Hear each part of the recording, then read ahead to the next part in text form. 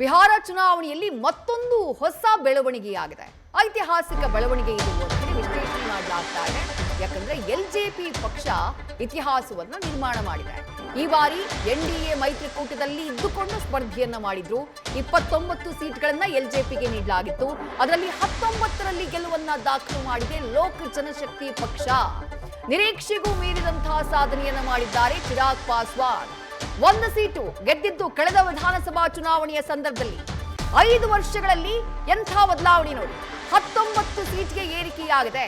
ಹಾಗಾದ್ರೆ ಚಿರಾಗ್ ಪಾಸ್ವಾನ್ ಮಾಡಿದಂತಹ ಮೋಡಿ ಎಂಥದ್ದು?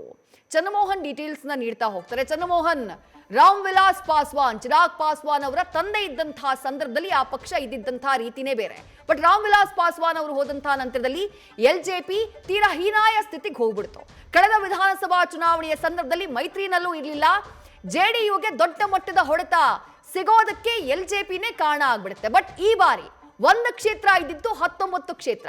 ಚಿರಾಗ್ ಪಾಸ್ವಾನ್ ಯಾವ ರೀತಿ ಎಮರ್ಜ್ ಆಗಿದ್ದಾರೆ ಈ ಚುನಾವಣೆಯಲ್ಲಿ, ಅವರ ಪಕ್ಷವನ್ನ ಯಾವ ರೀತಿ ನೋಡ್ಲಾಗ್ತಾ ಇದೆ ಅಂತ ಹೇಳಿ?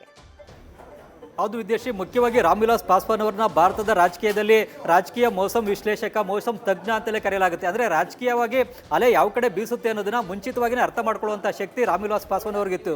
ಮುಖ್ಯವಾಗಿ 1996ರಿಂದ ಹಿಡಿದು ಅವರು ಸಾಯೋವರೆಗೂ ಕೂಡ ರಾಮ್ ವಿಲಾಸ್ ಪಾಸ್ವಾನ್ ಅವರು ಕೇಂದ್ರದಲ್ಲಿ ಯಾವ ಮೈತ್ರಿಕೂಟ ಅಧಿಕಾರಕ್ಕೆ ಬರುತ್ತೆ ಅನ್ನೋದನ್ನ ಚುನಾವಣೆಗಿಂತ ಮುಂಚಿತವಾಗಿ ಅರ್ಥ ಮಾಡಿಕೊಂಡು ಆ ಮೈತ್ರಿಕೂಟವನ್ನು ಮುಂಚಿತವಾಗಿ ಸೇರ್ಕೊಂಡ್ಬಿಡ್ತಾ ಇದ್ರು. ಹೀಗಾಗಿ ಅವರಿಗೆ ಕೇಂದ್ರದಲ್ಲಿ ನಿರಂತರವಾಗಿ ಸಚಿವ ಸ್ಥಾನ ಸಿಗ್ತಾ ಇತ್ತು. ಅದು ದೇವೇಗೌಡರ ಸರ್ಕಾರ ಇರ್ಬೋದು, ಅದಾದ ಬಳಿಕ UPA ಸರ್ಕಾರ ಇರ್ಬೋದು, ಅದಾದ ಬಳಿಕ NDA ಸರ್ಕಾರ ಇರ್ಬೋದು. ಈ ಎಲ್ಲ ಸರ್ಕಾರಗಳಲ್ಲೂ ಕೂಡ ನಿರಂತರವಾಗಿ ಮಂತ್ರಿಯಾಗಿದ್ದು ರಾಮ್ ವಿಲಾಸ್ ಪಾಸ್ವಾನ್ ಅವರು.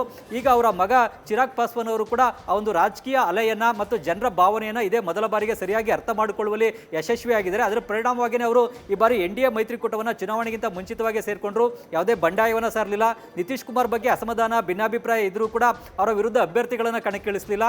ಕಳೆದ ವಿಧಾನಸಭಾ ಚುನಾವಣೆಯಲ್ಲಿ ಚಿರಾಗ್ ಪಾಸ್ವಾನ್ ಅವರು ತಮ್ಮ ಅಭ್ಯರ್ಥಿಗಳನ್ನು ಎಲ್ಲೆಲ್ಲಿ JDU ಅಭ್ಯರ್ಥಿಗಳನ್ನು ಕಣಕ್ಕಿಳಿಸಲಾಗಿದೆಯೋ ಅಲ್ಲಿ ಮಾತ್ರ ಕಣಗಿಳಿಸಿದ್ರು ಮತ್ತು JDU ಅಭ್ಯರ್ಥಿಗಳನ್ನ ಸೋಲಿಸುವಂತ ಕೆಲಸವನ್ನ ಚಿರಾಗ್ ಪಾಸ್ವಾನ್ ಅವರು ಮಾಡಿದ್ರು. ಇದರಿಂದಾಗಿ JDU ಪಕ್ಷ ಕೇವಲ 43 ಸ್ಥಾನಗಳ ಗೆಲುವಿಗೆ ಅಷ್ಟೇ ಸೀಮಿತ ಆಗಿತ್ತು. ಈ 43 ಕ್ಷೇತ್ರಗಳ ಗೆಲುವಿಗೆ ಸೀಮಿತ ಆಗಲಿಕ್ಕೆ ಕಾರಣ ಚಿರಾಗ್ ಪಾಸ್ವಾನ್ ಅವರ LJP ಅಭ್ಯರ್ಥಿಗಳನ್ನ ಆ ಕ್ಷೇತ್ರಗಳಲ್ಲಿ ಉಳಿದಂತಹ ಕ್ಷೇತ್ರಗಳಲ್ಲಿ ಕಣಕ್ಕಿಳಿಸಿದ್ದೇ ಆಗಿತ್ತು. ಆದರೆ ಈ ಬಾರಿ NDAಗೆ ಸೇರಿಕೊಂಡು 29 ಕ್ಷೇತ್ರಗಳಿಗೆ ಚಿರಾಗ್ ಪಾಸ್ವಾನ್ ಅವರು ಸ್ಪರ್ಧೆಯನ್ನು ಮಾಡಿದ್ರು. ಅಂತಿಮವಾಗಿ 19 ಕ್ಷೇತ್ರಗಳಲ್ಲಿ ಗೆಲುವನ್ನು ಕೂಡ ಪಡ್ಕೊಂಡಿದ್ದಾರೆ. ಇದರಿಂದಾಗಿ ಓವರಾಲ್ NDA ಸಾಧನೆ ಕೂಡ ಉತ್ತಮ ಆಗಲಿಕ್ಕೆ ಕಾರಣ ಆಗಿದ್ದಾರೆ. ಜೊತೆಗೆ ತಮ್ಮ ದಲಿತ ಸಮುದಾಯದ ಮತಗಳನ್ನು ಕೂಡ NDA ಅಭ್ಯರ್ಥಿಗಳಿಗೆ ಕೊಡಿಸುವಲ್ಲೂ ಕೂಡ ಚಿರಾಗ್ ಪಾಸ್ವಾನ್ ಅವರು ಯಶಸ್ವಿಯಾಗಿದ್ದಾರೆ. ಈಗ ಕೇಂದ್ರದಲ್ಲಿ ಸಚಿವರಾಗಿರೋದ್ರಿಂದಾಗಿ ಆ ಮೈತ್ರಿ ಧರ್ಮವನ್ನು ಬಿಹಾರದಲ್ಲಿ ಚಿರಾಗ್ ಪಾಸ್ವಾನ್ ಅವರು ಕೂಡ ಪಾಲನೆಯನ್ನ ಮಾಡಿದ್ದಾರೆ. ವಿದೇಶಿ ಥ್ಯಾಂಕ್ ಯು ಚಂದ್ರಮೋಹನ್ ತಮ್ಮೆಲ್ಲ ಡೀಟೇಲ್ಸ್ಗೆ. ನ್ಯೂಸ್ ಫಸ್ಟ್ ನಿರ್ಭೀತಿಯಿಂದ ನಿಮ್ಮ ಪರವಾಗಿ.